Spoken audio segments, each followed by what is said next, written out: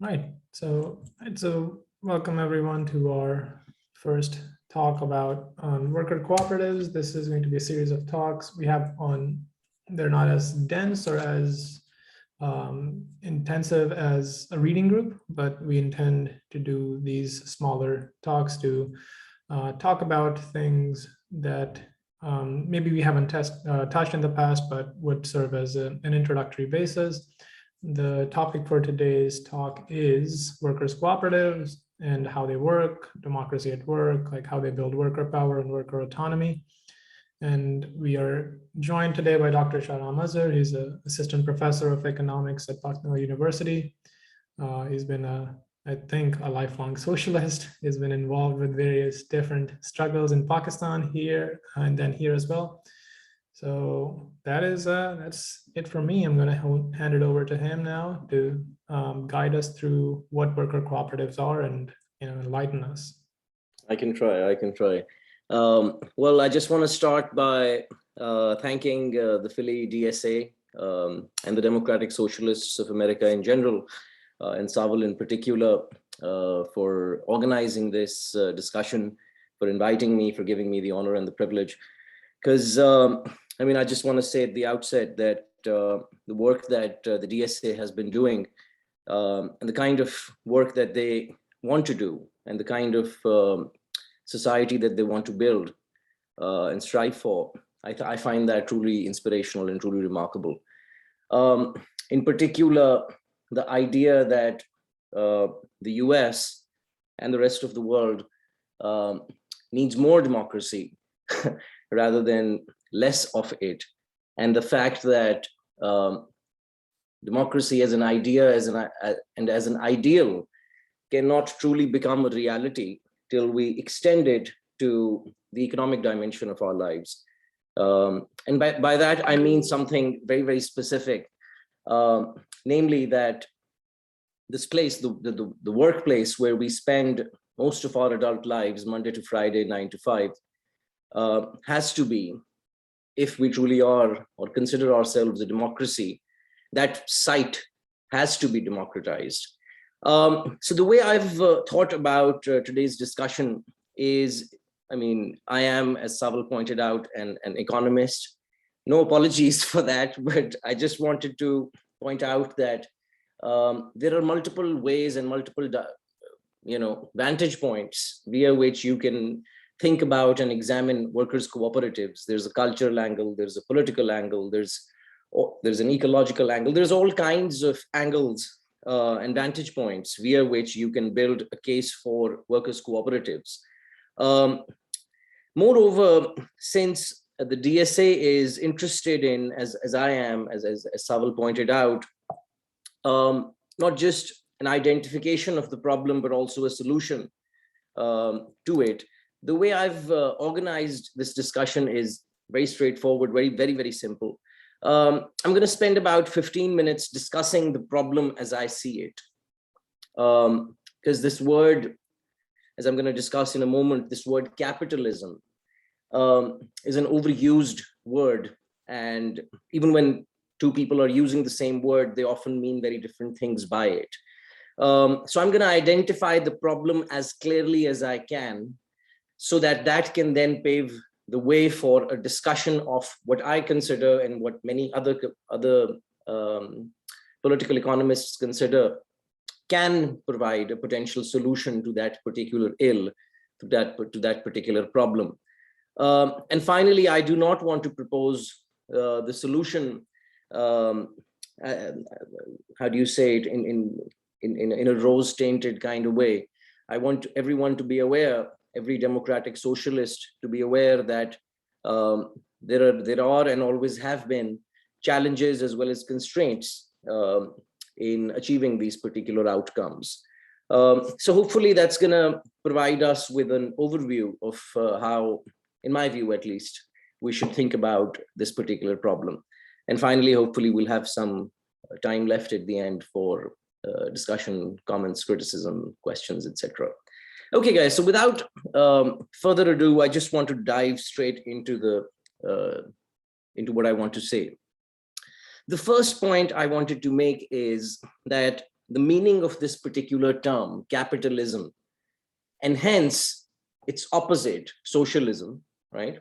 Because the way you think about capitalism, the way you define and conceptualize capitalism shapes the way you're going to think about its opposite. Socialism was, from day one, is, and always will be, capitalism's shadow. It is what capitalism is not. So the way you define capitalism has an impact automatically on how you think about alternatives to socialism.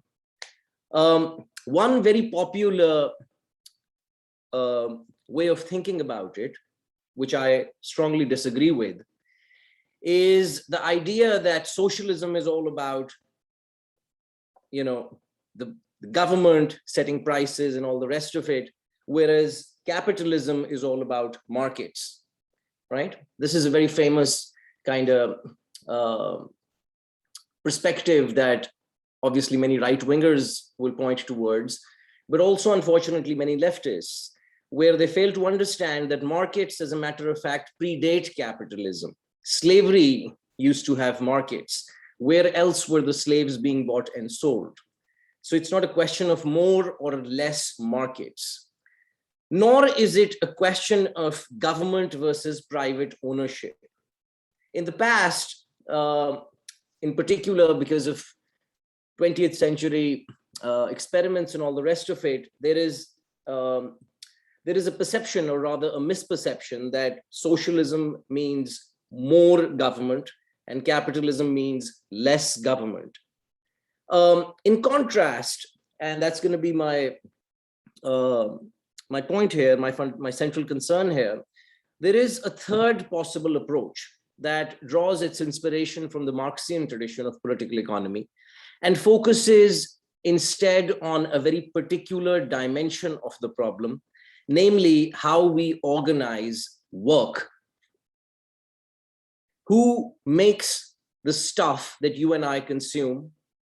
Who makes decisions about the profits and the surplus that results from it? And who gets it? Who receives it? And in what proportion and why? That is going to be the central question that I want you guys to focus on. But before I kind of present the problem, I, in a sense, wanted to show you guys this rather short video, which presents in just about 2 minutes, some interviews, some discussions that the journalist in question is having with one of the largest cooperatives in the world. This is the Mondragon Cooperative in the Basque region. It's the 6th largest corporation in Spain, and hence one of the largest corporations in the world. So what do these workers who've been experiencing and have the experience and the knowledge of having lived in a workers' cooperative and worked at one, how do they think about this particular problem? So I want you guys to think about, listen to their conversations. There's subtitles there, and let's see what they have to say.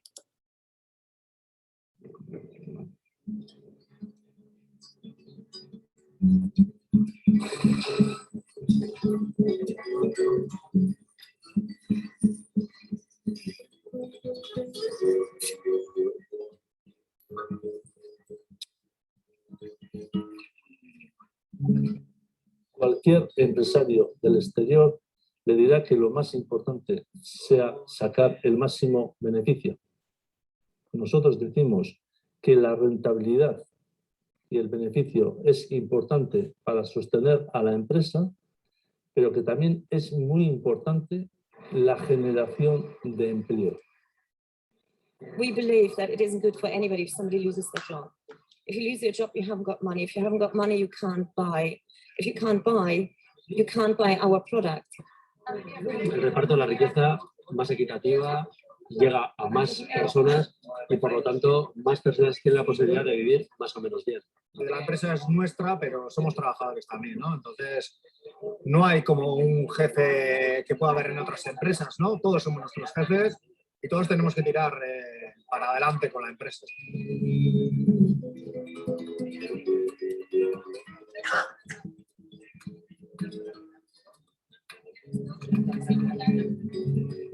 la gran mayoría de las personas se integre más, se envuelva más y por tanto podemos ser más competitivos y competir con la empresa más mejor del mundo.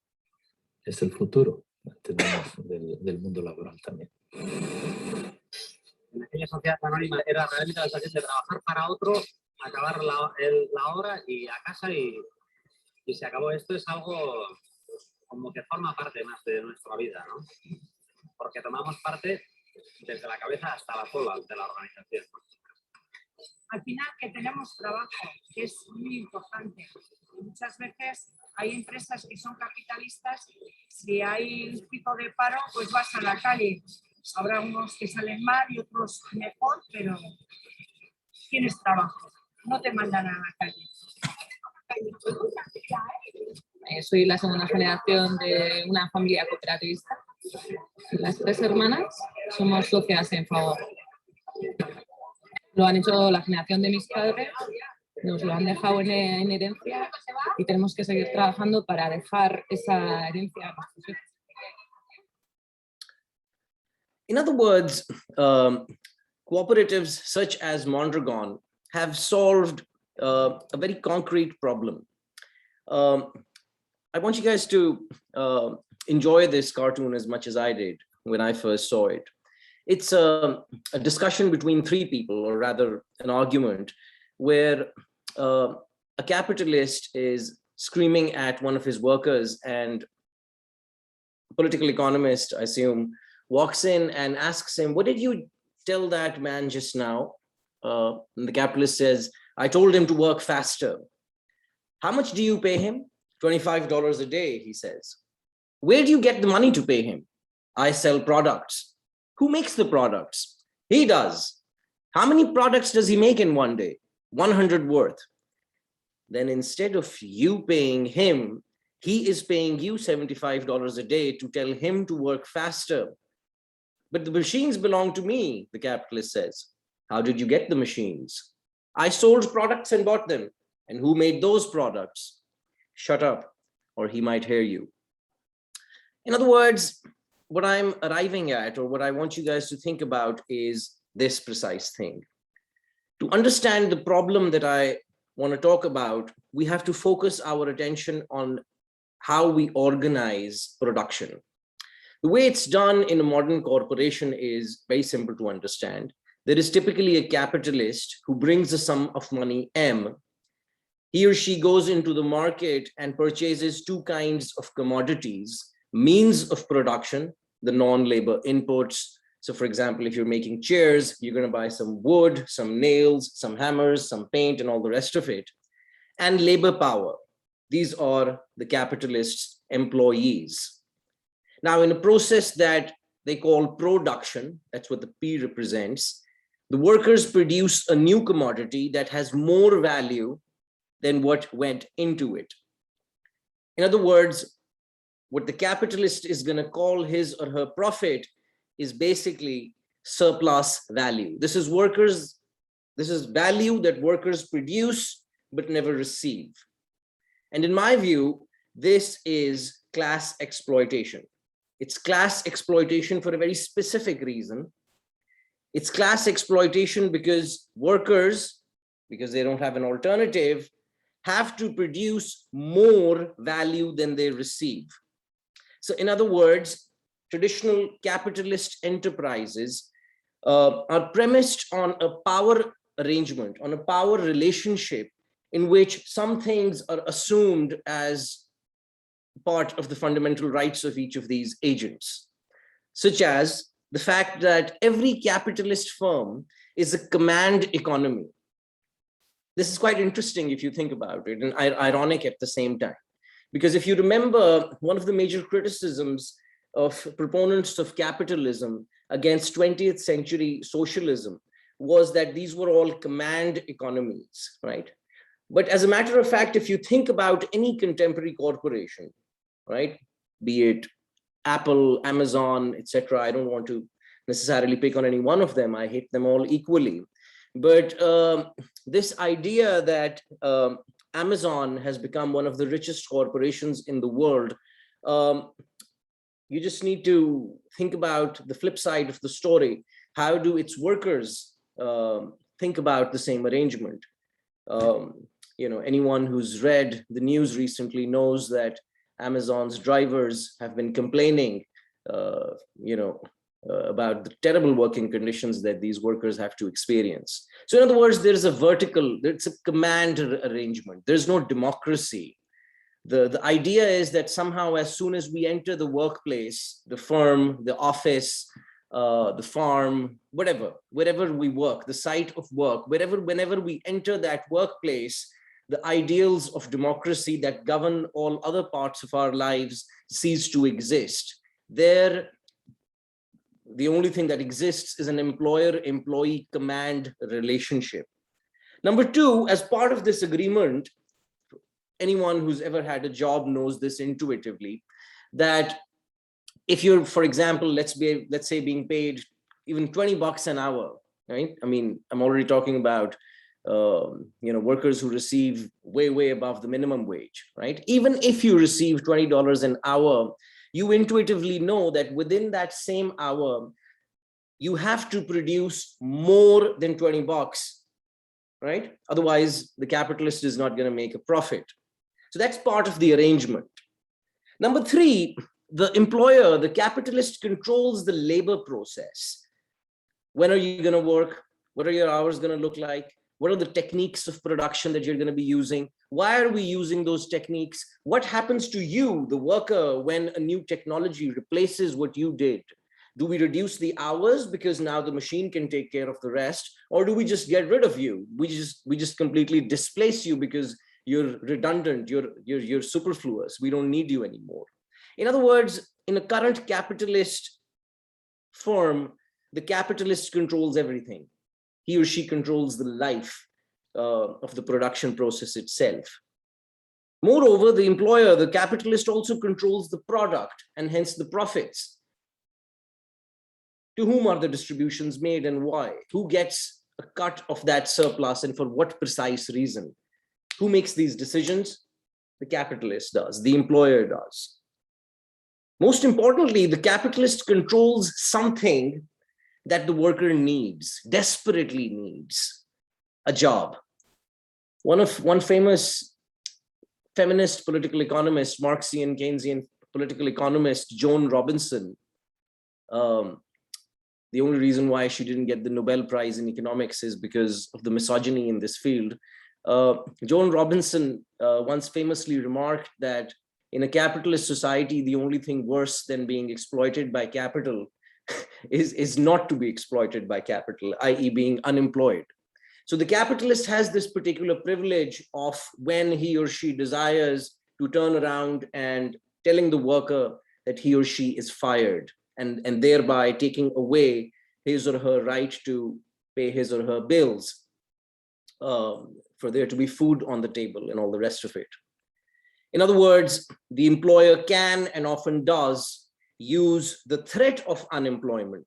The threat, merely the threat, is enough to get what the employer wants to get done. It's an act of power. It's a privilege that the employer can use and does use as and when it suits their interests. So in other words, all of this stuff, the class exploitation inside the firm. Now think about it. The argument that I wanted to build is very simple. Something that happens Monday to Friday, 9 to 5, inside the firm, the office, the factory, the farm, etc. Something which is going on inside what Marx calls the hidden abode of production, right? What happens in the market is kind of visible for everyone. What happens inside production is invisible. We can't see it, right? All of this stuff leads to a number of negative outcomes. Number one of these is that our mental health is the greatest casualty of this way of arranging work. Just some statistics for you guys. 94%, that's basically everyone, 94% of American workers report experiencing stress at their workplace. This is not by some leftist periodical, but by the American Institute of Stress, right? US's stress statistics from 2019, only 6% of workers do not report feeling stressed at work. Around 23% of them described their stress levels as high, while 6% said their levels of stress were unreasonably high. And it's not as if this is just a purely human cost. There's an economic cost to this whole thing. US firms and the US economy as a whole ends up losing $300 billion as a result of this particular crisis. So it's not a minor issue. It's a very, very deep-rooted issue in our society. And it causes death, it causes injury, it causes all kinds of mental and physical diseases and illnesses. Best described by this particular graph. This is based on work that was done by the Nobel laureate Angus Deaton in a book that was published recently last year. It's a very painful book, but filled with statistics that everyone should know about. The book is called Deaths of Despair. And as we can see, I mean, it's a very painful statistic to think about, but one has to confront the fact that on the y-axis, they're capturing unnatural deaths. So people who died either from suicide or alcohol abuse or drug overdose and all the rest of it. And as you can see, this number has been on the rise, in particular with people, with our working class brothers and sisters who've been unable to, literally, I mean, the anxiety that capitalism in the last 3 decades has created for these people is literally killing these people. Deaths of despair. Moreover, it's not just the anxiety that is the issue. Inequality, income inequality in the US today is at a level which we haven't experienced since the time of the pharaohs, right?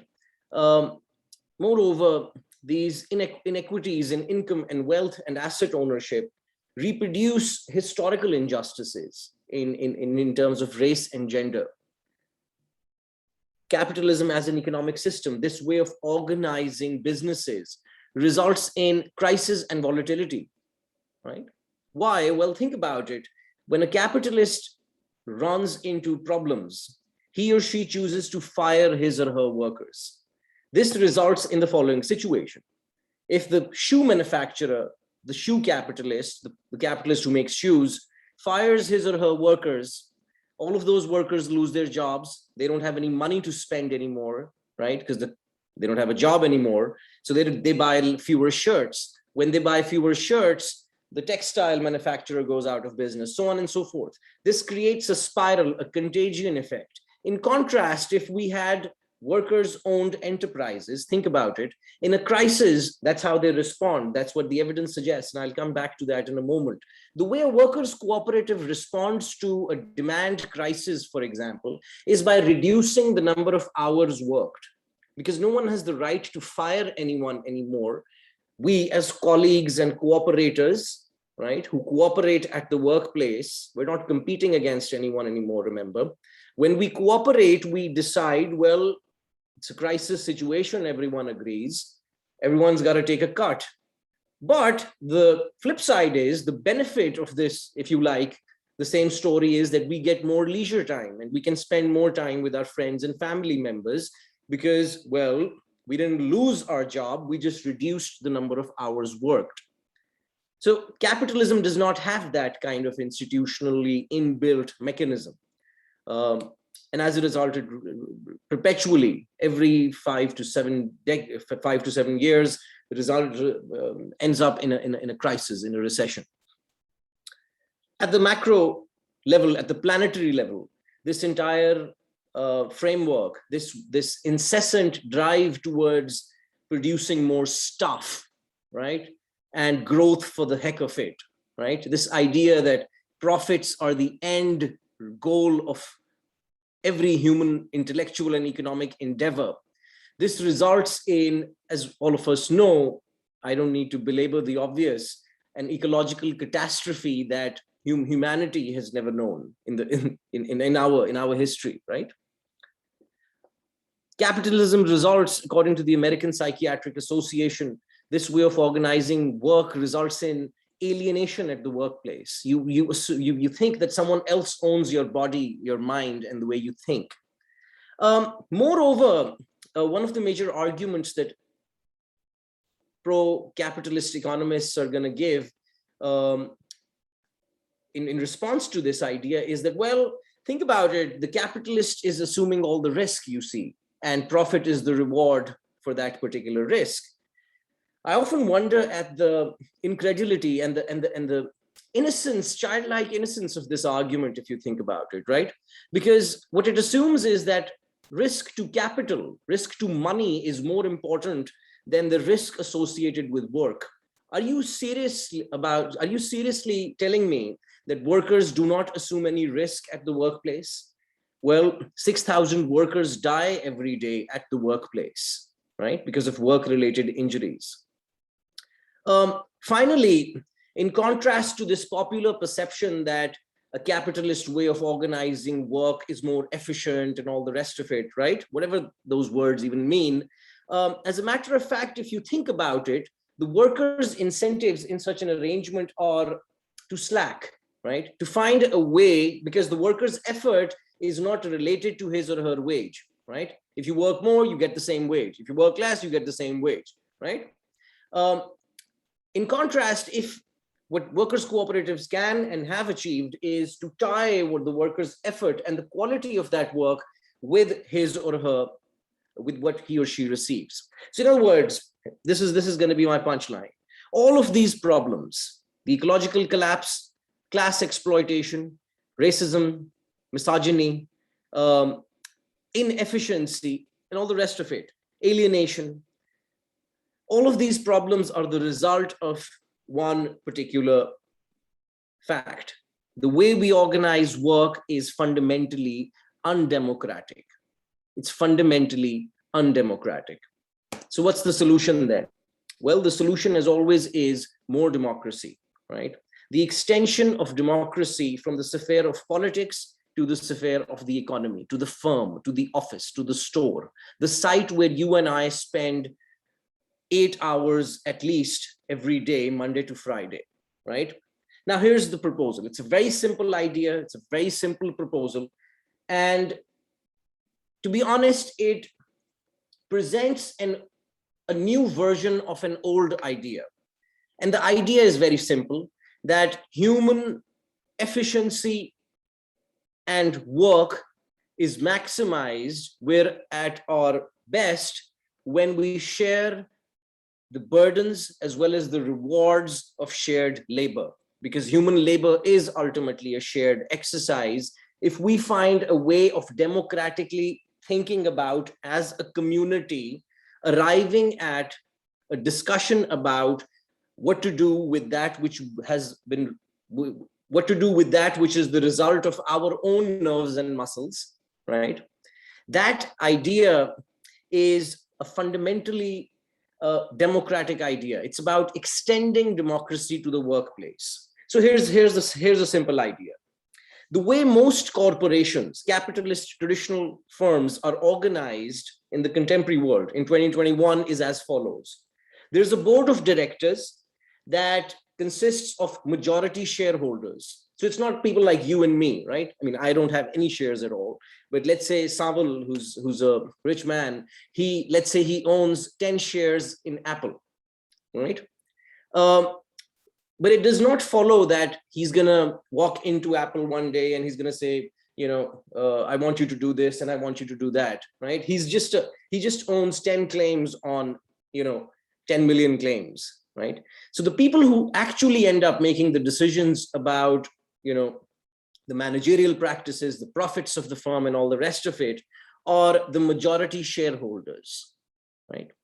Somehow we decided that it was okay for rich people to make decisions about the work done by other people. Now, here's a radical idea. Here's a radical idea. What if we replace the current model and we make a very minor, we tweak it slightly. Workers continue to work Monday to Friday, 9 to 5, but in addition to doing everything that they did previously, they also do something else, namely once a month or once a year, they get together via a board of directors and they make decisions about what to do, when to do it, why to do it, and how to do it, what to do with the surplus. So workers democratically as a community make decisions about the profits themselves. Note on the terminology. When you use the word workers' cooperative, when you think about that word, you immediately realize that in the literature, different people mean different things by it. Some people think that if the workers themselves own at least part of the shares or own part of the business, that's a workers' cooperative. Well, it is, but it's just one kind of workers' cooperative. What I am in particular interested in is what we call workers' self-directed enterprise, or WSDEs. This is a type of a workers' cooperative in which the workers run as well as manage the enterprise. They make decisions about the profit. Now, since, as I said earlier, the way I've defined the problem has nothing to do with markets or planning. It has nothing to do with governments or, private ownership.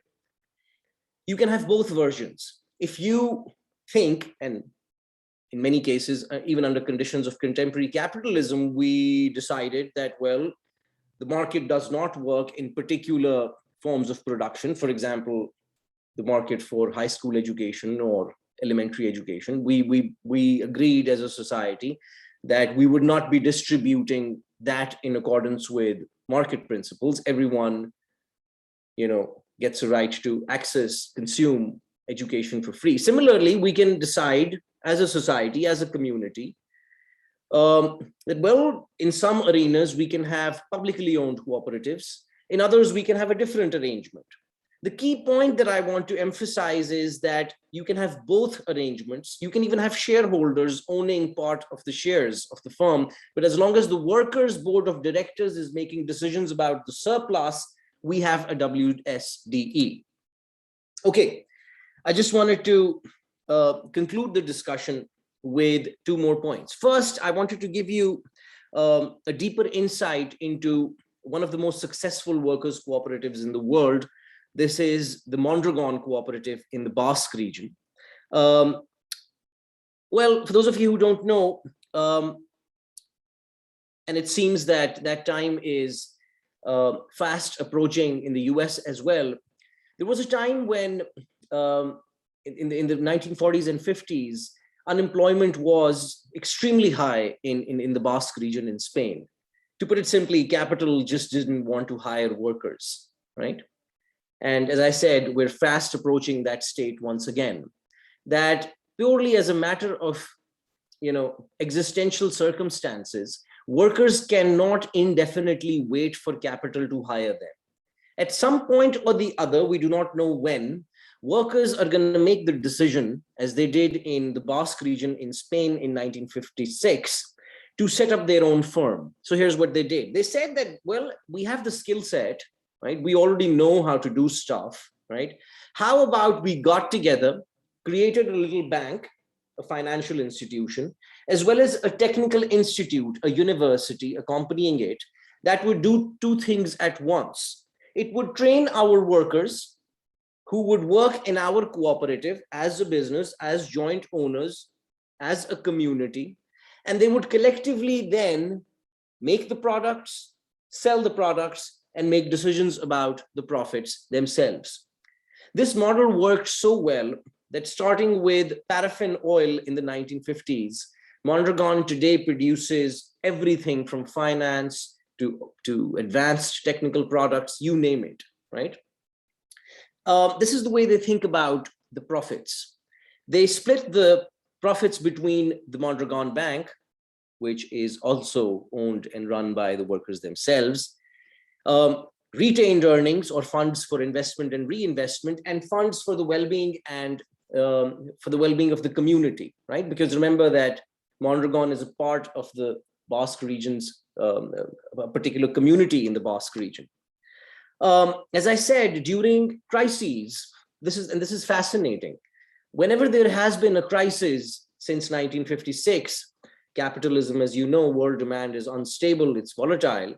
Mondragon has never fired any of its workers. It can't. It's legally bound by the cooperative arrangement. Since no one can fire anyone, the effect of a downturn is dampened very, very significantly, right? All the managers are elected by the workers themselves. And this is quite interesting. I thought that some of you may find this very interesting. This is the way they allocate their surpluses at Mondragon. 45% of the outcome of the profits are retained by the firm for reinvestment. 10% goes towards the social fund, and another 45% goes towards a retirement fund. So they're thinking about the problem intergenerationally. As you guys saw in that particular video, one of the employees was remarking that her parents set this up and they left them an inheritance. So the inheritance is the Mondragon Cooperative. So it's a unique way of organizing work. And if you think about it, it's basically a replication of how we organize a democratic system in other things, right? It's as simple as that. It's an extension of the principles and ideals of democracy to the firm, to the workplace. Everything is run democratically. There's a Congress, there's a General Assembly of Workers' Enterprises. They meet once or twice a year for big decisions, and there can be a quick poll on practically every matter. And as you guys can believe, they now have their own apps, so they can constantly have discussions and debates amongst themselves and think about, the future course of their particular company. If workers are particularly dissatisfied, and this is the spirit of a democracy, right? That the people who make rules for you should be answerable to you, right? Otherwise, a democracy is meaningless. So the managers are elected by the workers, and if at any point the workers feel that the manager no longer represents their interests, the workers can basically, they have the right to recall.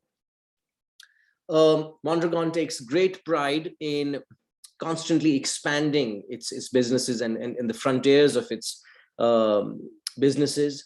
It's now a transnational corporation in multiple countries. And unlike traditional capitalist enterprises, that when a traditional capitalist enterprise moves its operations to a third world country, to a poor country to exploit, the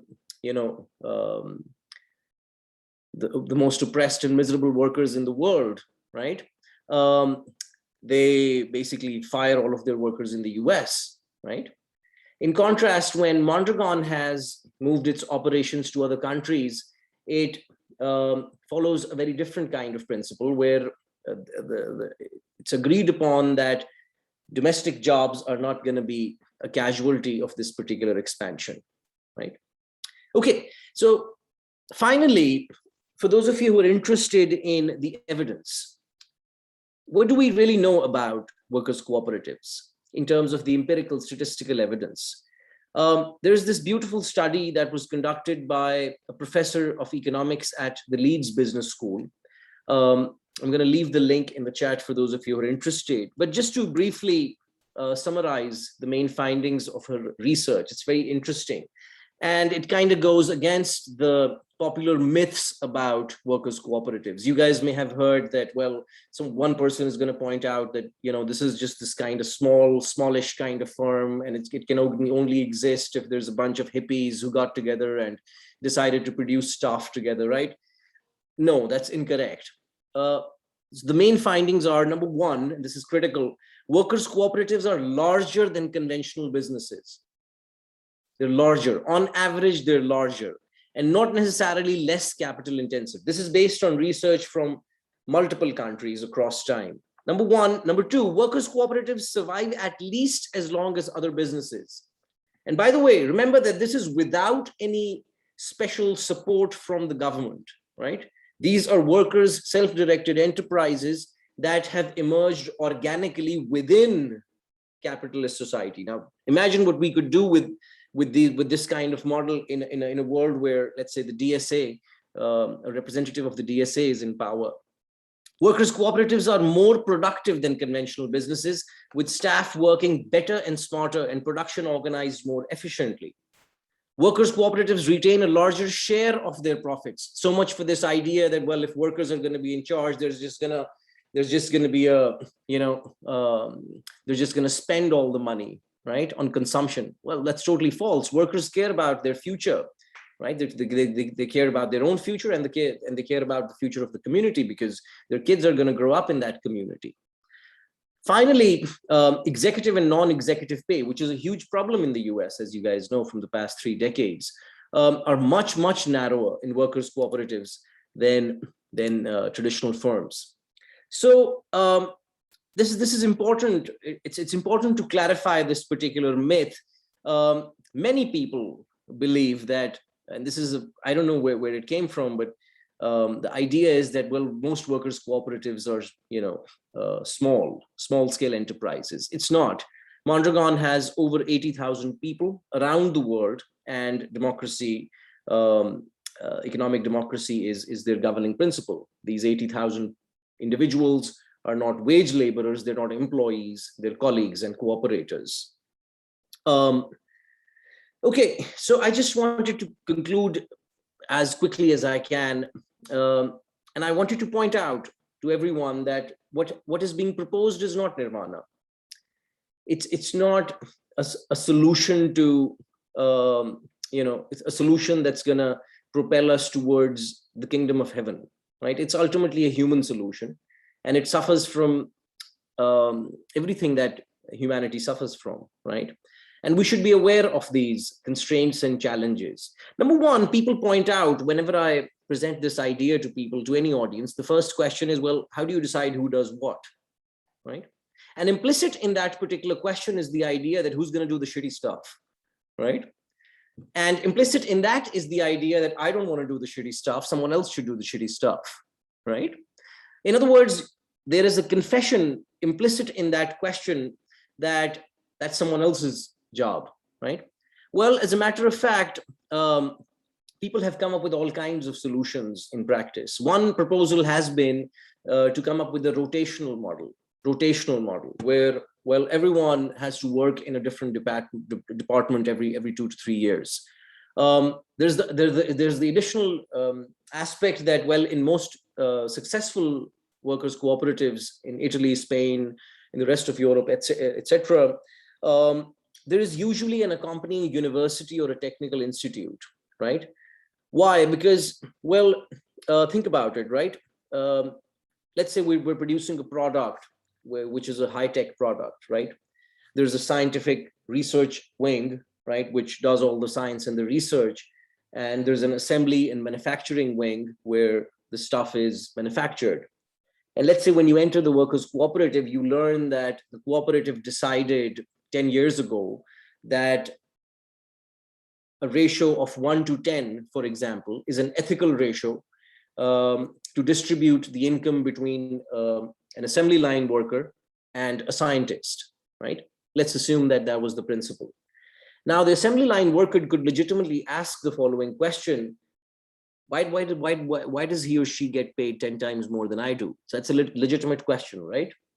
Now, the cooperative could then point out that, well, since that worker, the scientist, performed 8 to 10 additional years of labor, i.e. the labor of studying, we're going to support you. That's the university, that's our technical institute. Why don't you go there? We're going to subsidize that. We're going to pay you to do that, because studying ultimately is also labor, right? And ethical societies would pay people to study, right? So that's what a cooperative is going to do. It's going to tell that assembly line worker that, well, go ahead, get that degree in advanced physics, become a scientist, and you're going to get the same as that particular person. In other words, this idea that everyone's going to love one another, everyone's going to wear the same shirt, everyone's going to be paid the same amount, this idea is fundamentally flawed, workers' cooperatives can achieve and have collectively arrived at a democratic solution to this particular idea. There can even be, and have been, and should be rather, income differentials within different sections of the cooperative.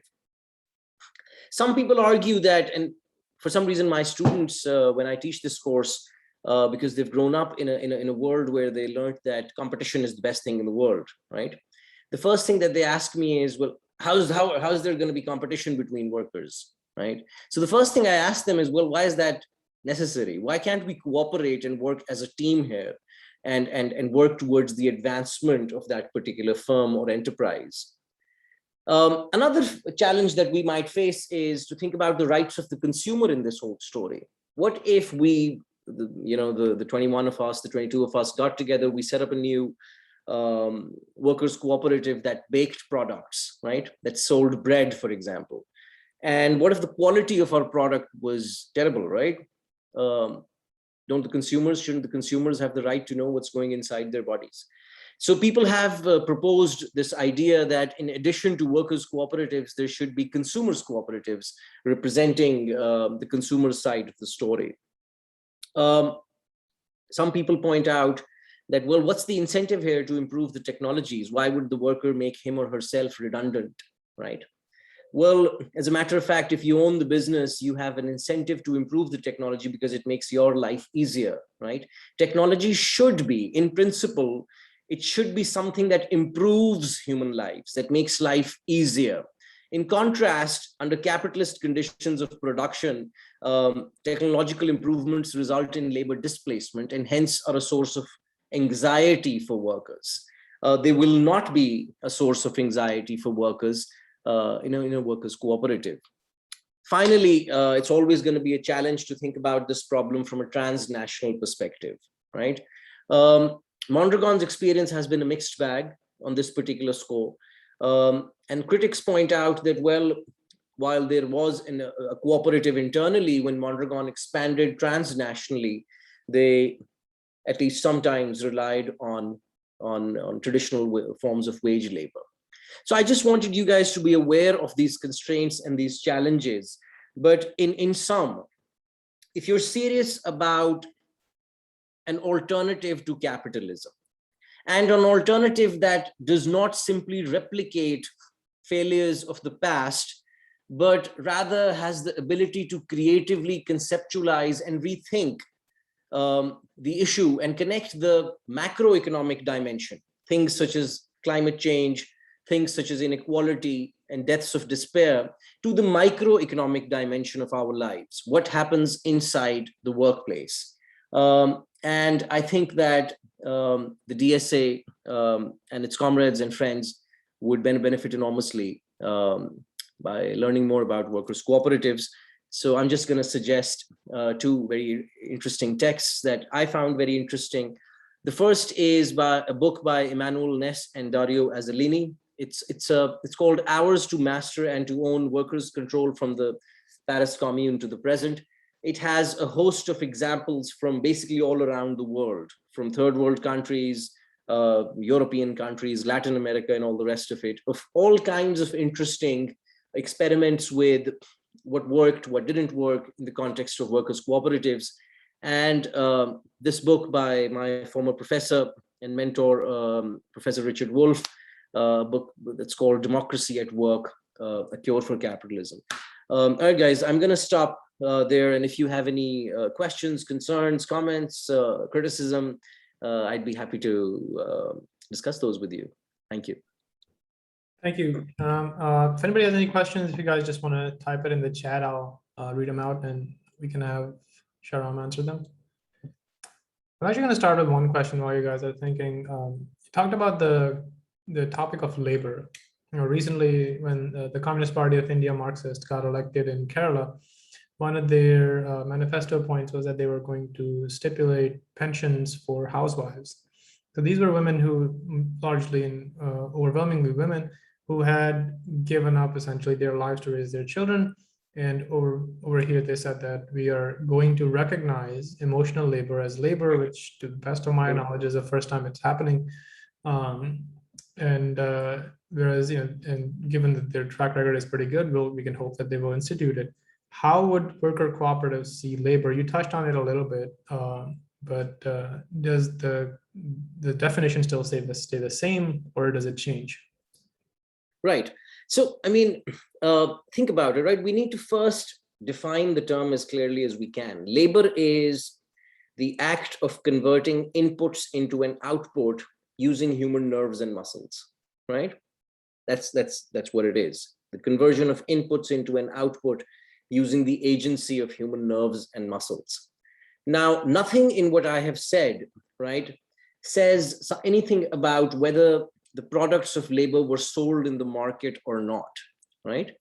For example, I mean, if I take my son for a walk in the woods and I break a twig from the tree and I use my little knife to convert the twig, the thing into a figurine, which I give my son to play with. The figurine is a product of my labor, but it's not a commodity. I didn't ask him for, I didn't say that's going to be $10, sir, right? So it's not a commodity. Now, typically, now this is extremely important to understand from a gendered point of view. In traditional households, typically women perform enormous amounts of unpaid labor, right? I mean, think about it. Even the act of you and I being here on this earth is the result of labor, right? My mother and your mother had to, literally, that's what we call it, reproduction, right? Your entry into this universe is an act of, that's what we call it, labor, right? It's an act of labor. When you were a helpless 5-year-old or 4-year-old, someone fed you, someone took care of you, someone socially reproduced you as the individual that you are, right? So any ethical society would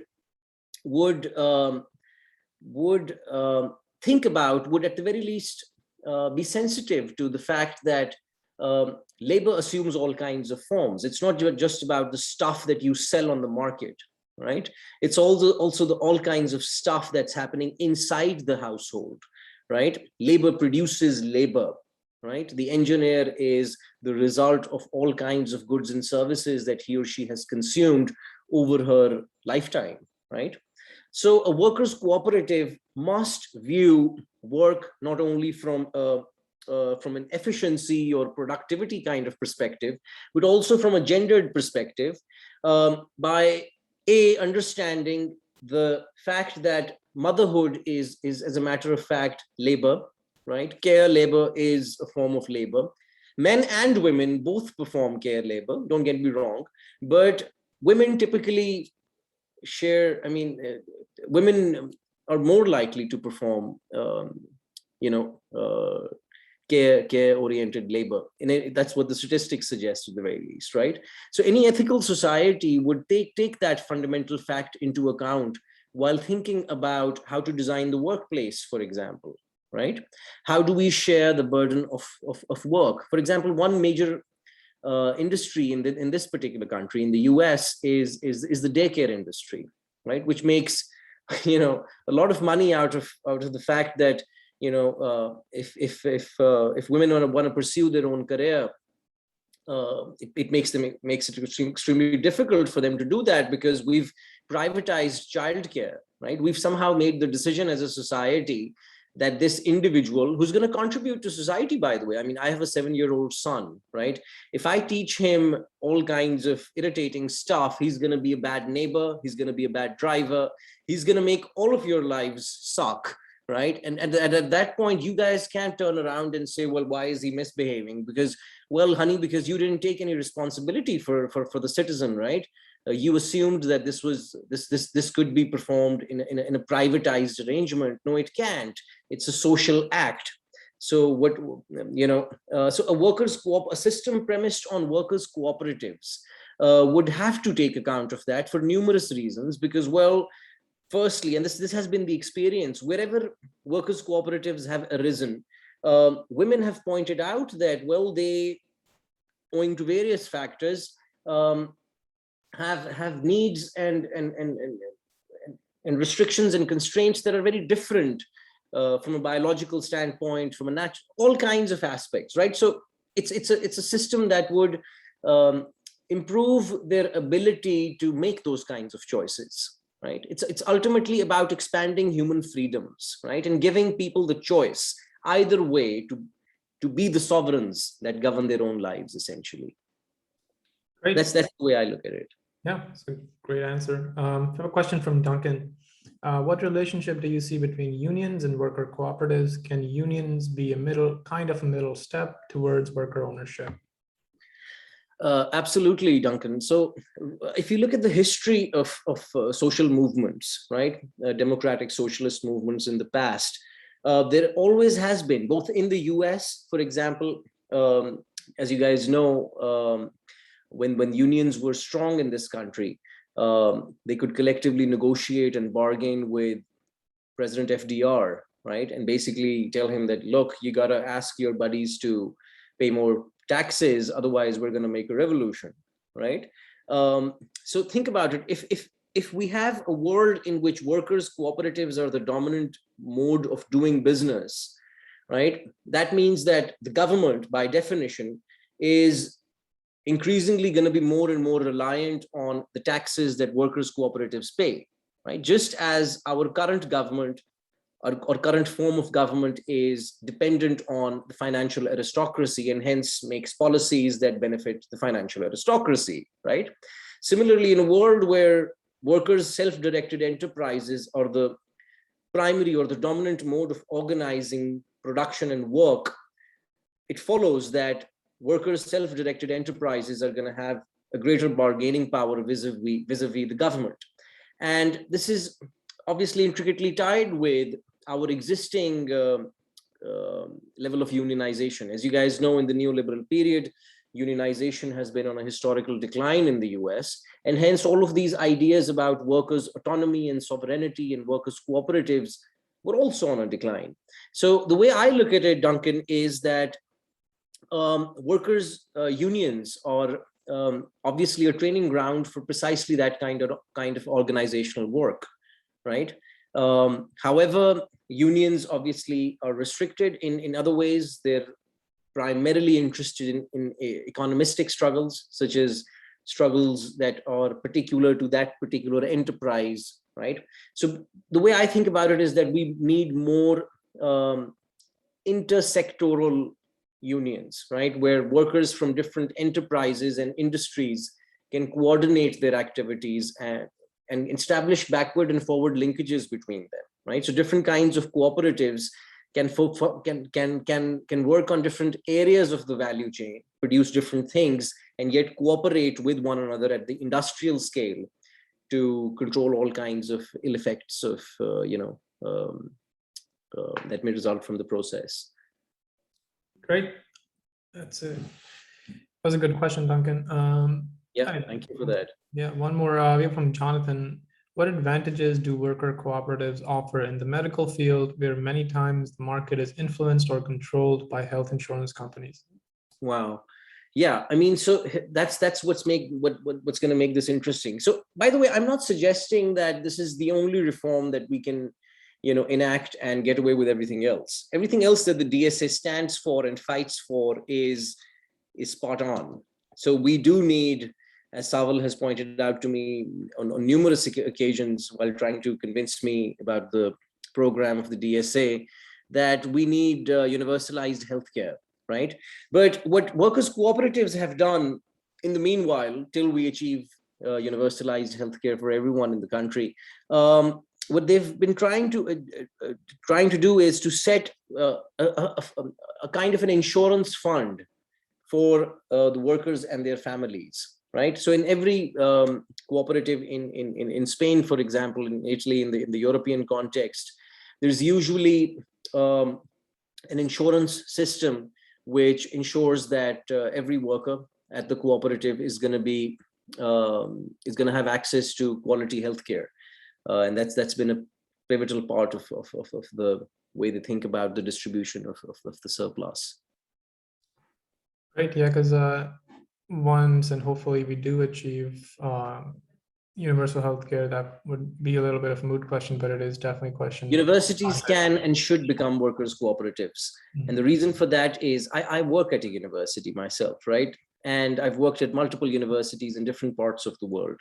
And one thing always stands out, the administration picked by, you guessed it, the board of trustees, right?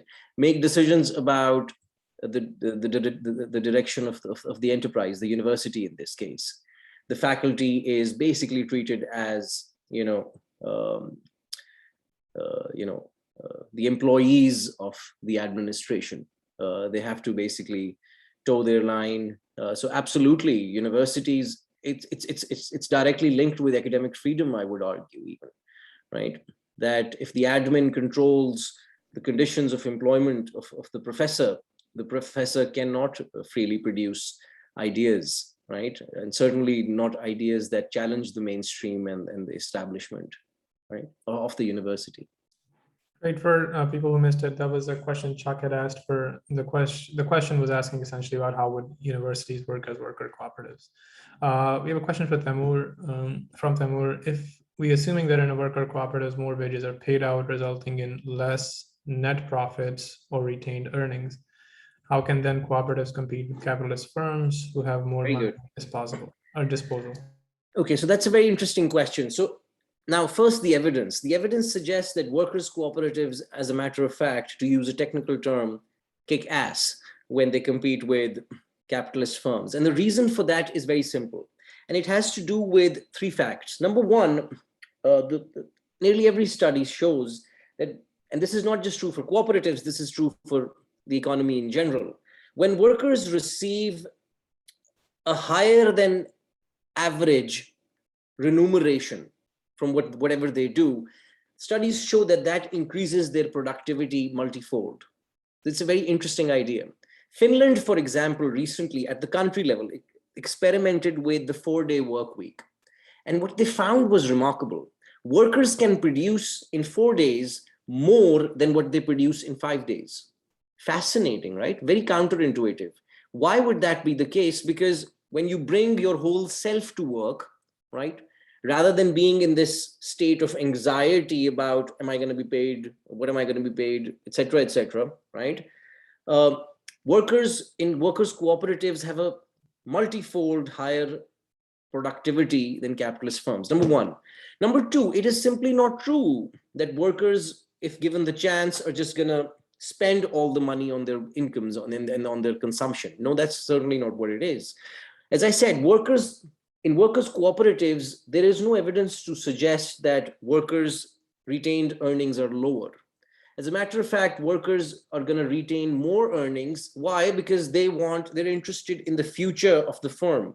They want the firm to be there for the next 20, 30, 150 years, their future generations. Because think about it, this is a different attitude towards production. As you saw in the interviews with those Mondragon workers, they refer to their work as their life, right? They're friends with the same people, they're colleagues as well as friends, and they're living in the same community, hence they care about the ecology as well. So it's an institution that takes care of all the ills that we currently experience in contemporary capitalist firms. All right, I'm going to take Greg's question, and then we can close it out. How important are the state's laws in creation and promotion of worker cooperatives? They're central to the story, man. They're central to the story. Why? Well, because think about it. The primary reason why workers cannot right now set up their own businesses, right? The reason why you can't quit your job right now and set up your own firm is what? Well, you guessed it, you don't have the assets, right? And you don't have the kind of credit lines that capitalists do, right? Your credit score sucks, right? I hate to be the bearer of bad news, right? Now, think about it. If credit were, in theory, readily available, workers could access that credit, set up their own businesses by the means of production and the technology and the buildings and all the rest of it, and make the stuff as they do, as a cooperative, as a collectivity. So the first thing that the state should do and can do And in the case of Jeremy Corbyn, for example, this was in their program, right? The idea was that, well, and this is intricately tied with what has happened in the US as well. As you guys know, capitalists in the US have exported the jobs that belonged to working class people in the US to other countries, right? Now, one proposal that was made by Corbyn's party, for example, was that if a firm decides, if a capitalist decides that it's gonna, I don't know, sell its business or move its operations abroad or somewhere else, it's gonna give the right to buy that enterprise. The first right to buy that enterprise is gonna be given to its workers. And if the workers collectively decide that, sure, we can run this business ourselves, the government is gonna provide them with credit, right? So it's not free checks, as the Republicans point out, right? It's free checks are not being given out to people. It's a credit line, just as we subsidize the rich in other arenas. The government can and should support workers' cooperatives in numerous ways, in terms of providing them with managerial skills, improving their financial skills, opening credit lines, giving them access to all kinds of markets. Everything that the government currently does for capital can and must be done for workers-run enterprises, because that's going to improve economic outcomes and political outcomes and cultural freedoms in the long run. So the government can and must support workers' self-directed enterprises. Great. I'll just add one last thing to that. There is actually a law in Italy that does it. I think it's called the Marcora law. Correct. Which is an example of that. All right. That was a great discussion, guys. And first of all, I want to thank Shahram for joining us and being so lenient with his time with us. Hopefully we'll be having him soon again to do either worker cooperatives or anything he wants to talk about, really. Before you guys sign out, we have one more political education event, something along these lines, coming up on October 13th. It's about the liberation theology, how that was created in Latin America, how that has impacted the Latin American left, and it will be with Father David Inchauskas, who is the host of the Liberation Theology podcast. So hopefully you guys would join us for that on October 13th. You should be able to RSVP to that on PhillyDSA.org/events.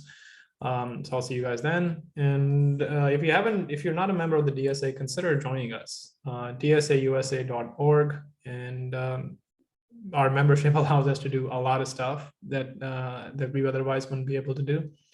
And thanks a lot for everybody who joined today. I'm really appreciative of the fact that you guys are joining us on Friday. It's not an easy thing that you made this choice, but I'm glad that we did. And everybody have a good weekend, and thank you for joining.